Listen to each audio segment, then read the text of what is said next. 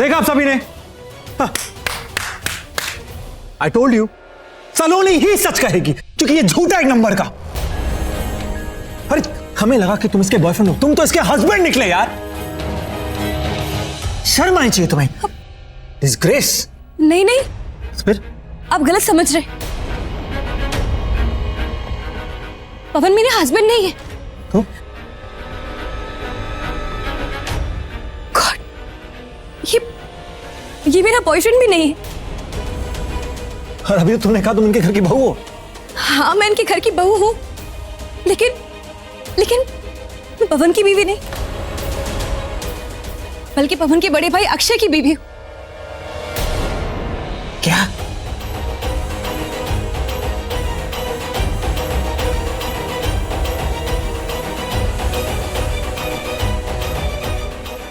सुखपाल जी, जब आप तन्वी को देखने आए थे तब तो आपने कहा था कि पवन आपका इकलौता बेटा है। मैं बताती हूँ क्यों। क्योंकि इन लोगों ने अक्षय को इनके नाम से और घर दोनों से बेदखल कर दिया है।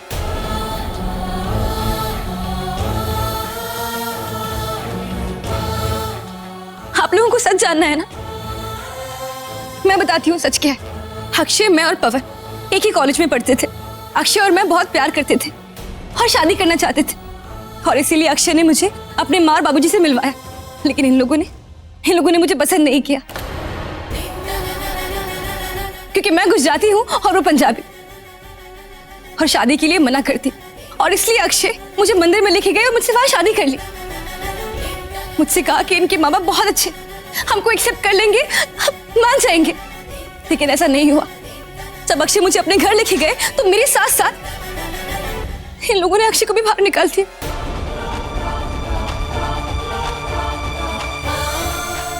इसलिए हम मुंबई चले गए अपने अलग घर में। अक्षय भी सऊदी में अपने इंजीनियरिंग के काम के लिए। शमशेर ने मुझे बताया कि पवन का रिश्ता इस घर में तय हुआ है।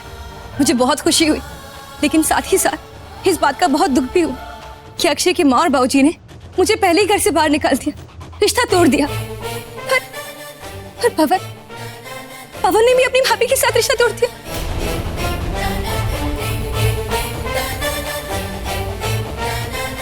और इसीलिए मुझे लगा कि ये टूटे हुए रिश्तों को फिर से जोड़ने का मौका इससे अच्छा मुझे और कोई नहीं दिखा, और इसलिए मैं पवन से मिलने आई थी। पवन के रोके वाले थे।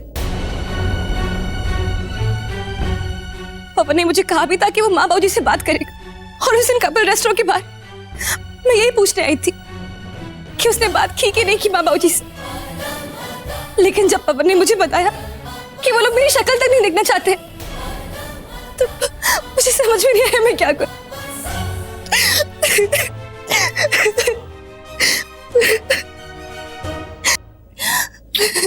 नहीं, बस बेटा, बस नहीं, रोते नहीं।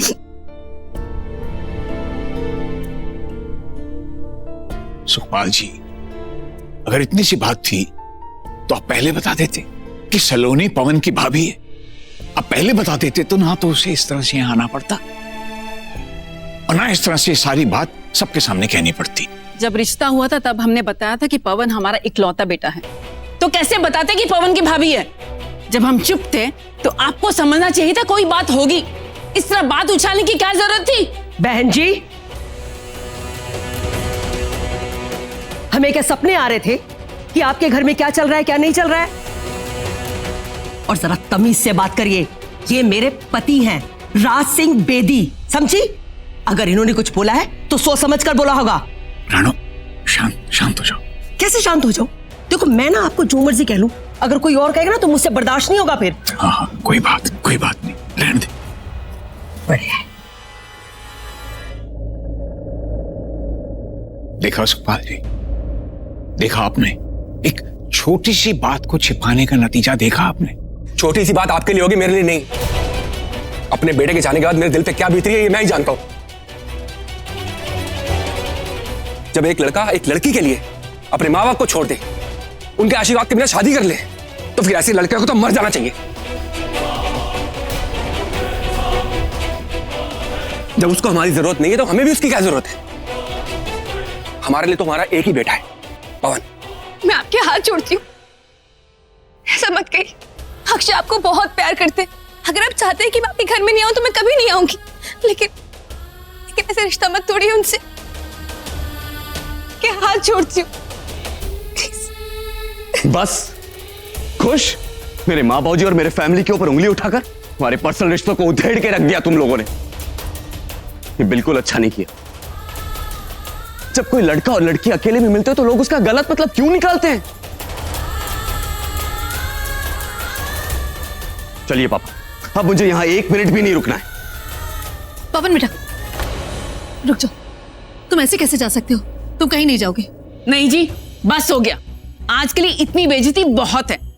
हमने आपको मान दिया, सम्मान दिया, आपकी हर बात रखी, और आपने तो शर्म से हमारी नजर ही झुका दी। देखिए, मैं एक बार फिर आप सबसे माफी मांगती हूँ। थोड़ा सा वक्त दे दीजिए, सिर्फ 10 मिनट। नो। राजवीर जी, आप ही जाकर उन लोगों से बात कीजिए। आपने देखा ना पवन कितना अच्छा लड़का है। अपनी भाभी की जब वो इतनी इज्जत कर सकता है तो अपनी तन्वी को कितना प्यार करेगा, है कि नहीं? पंजाई, मुझसे गलती हो गई। ये सब मेरी वजह से हुआ है। बात मैंने बिगाड़ी है, कोई बात नहीं, बढ़ाऊंगा भी मैं ही। पवन बेटा, गलती तो बड़ों से भी हो जाती है। सुखपाल जी, तन्वी के बाबूजी के होने के नाते मैंने ये रिश्ता तोड़ने की बात की थी। इसमें तन्वी की कोई गलती नहीं है। अब तन्वी के यही बाबूजी हाथ जोड़ के आपसे विनती करते हैं कि हमारी बेटी को अपने घर की बहू बना लीजिए, प्लीज। अंकल प्लीज, आप इसे हाथ मत जोड़िए। मैं आपसे कहता हूं कि मैं तन्वी से शादी करूंगा। अगर आप मना करेंगे ना तो मंदिर में जाके करूंगा। ओह नहीं नहीं पुत्र, हम तो तन्वी को खुद ही अपने घर की बहू बनाना चाहते हैं। अरे धूमधाम से करेंगे तेरी शादी, खूब बैंड बाजे से। तन्वी के बाबूजी होने के नाते अब हम लोग तो संबंधी हो गए, तो फिर लग जाओ गले।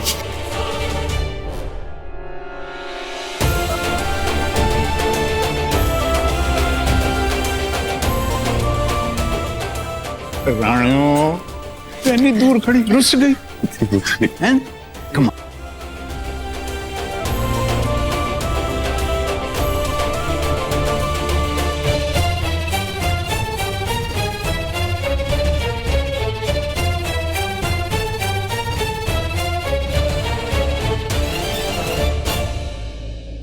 सलोनी, सलोनी, सलोनी मेरी बात सुनो। Saloni, I am very sorry, please मुझे माफ कर दो। हम सबकी वजह से तुम्हारे पुराने जख्म ताजा हो गए, और वो भी यूं सबके सामने। नहीं नहीं प्लीज, आप सॉरी मत कहो, बल्कि मुझको तो आपको थैंक यू बोलना चाहिए। आज आपकी वजह से अक्षय के माँ और बाबूजी ने नाराजगी में ही से, लेकिन सबके सामने मुझे अपनी बहू तो माना। मैं जानती हूँ कि मैंने गलती की, उससे शादी करके उनकी मर्जी के बिना, लेकिन उसने कहा था कि वो लोग बहुत अच्छे हैं, मान जाएंगे। पर तुम्हारी आंखों में आज तक आंसू ही है। जिससे प्यार करो उससे शादी करने की इतनी बड़ी सजा तो नहीं मिलनी चाहिए। लेकिन तुम बिल्कुल भी चिंता मत करो, माँ बाप अपने बच्चों से ज्यादा दिन तक नाराज नहीं रह पाते। तुम देखना, जल्दी सब कुछ ठीक हो जाएगा। नहीं तन्वी, आज तो वो और भी नाराज हो गए मुझसे।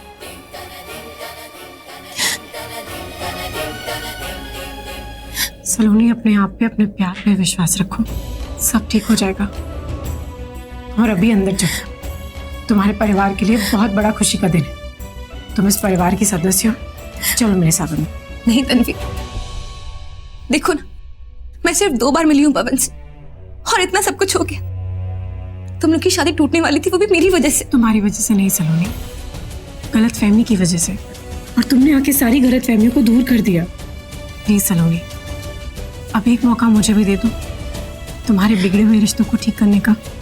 इतना कुछ कर रही हो तो मेरे लिए Tanvi, thank you so much.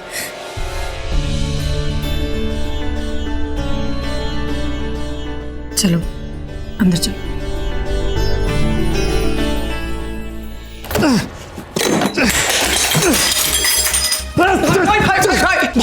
नहीं क्या कर रहे हो भाई? नहीं भाई छोड़, एक पंच मारो, तरस मत खा मेरे ऊपर। नहीं भाई, तरस नहीं खा रहा हूं भाई, तरस नहीं खा रहा हूं भाई। तू जा यहाँ से। मैं नहीं जाऊंगा भाई, आपको नहीं जाऊंगा छोड़ के भाई, नहीं जाऊंगा छोड़ के। संभालो अपने आप को ऋषि भाई, प्लीज संभालो अपने आप को।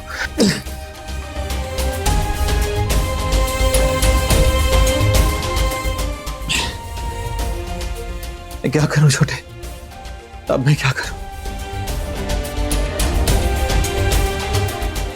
मेरी किस्मत इतनी खराब है कि बस पूछ मत यार। छोटे वो क्या कहते हैं, उसकी बहन क्या कहती है?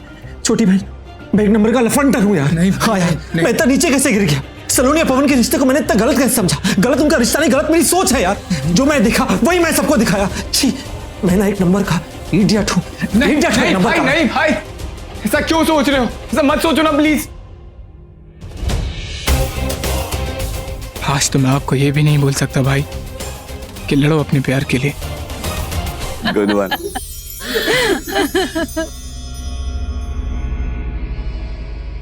तन्वी और ऋषि दोनों यहां पर नहीं, कहीं फिर से वो दोनों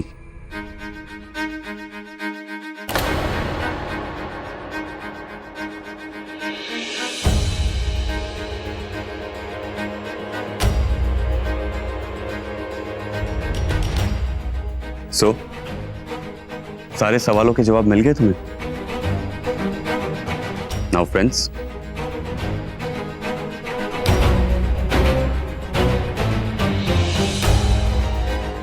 मुझे अब भी ऐसा लगता है जस्ट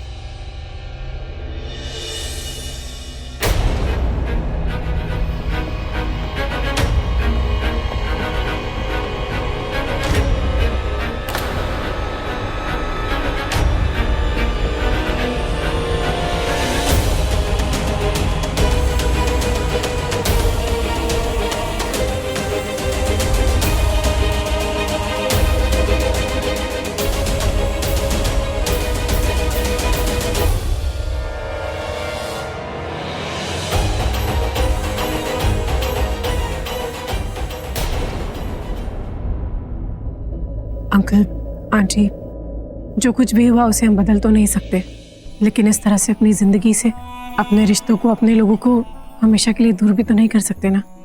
तू कहना क्या चाहती है पुत्र? हम अपनों को तो अपनी जिंदगी से निकाल सकते हैं, लेकिन उनके दिल से उनकी जिंदगी को नहीं निकाल सकते। जिंदगी का तो मतलब ही होता है जिंदगी देने वाले माँ बाप जी, हमारे माँ बाप जी, जो हमसे नाराज तो हो सकते हैं लेकिन हमेशा के लिए यूं दूर नहीं जा सकते। अंकल प्लीज एक मौका दीजिए सलोनी को, एक मौका दीजिए अक्षय को। उनके दूर जाने का दर्द आपकी आंखों में अभी भी नजर आता है।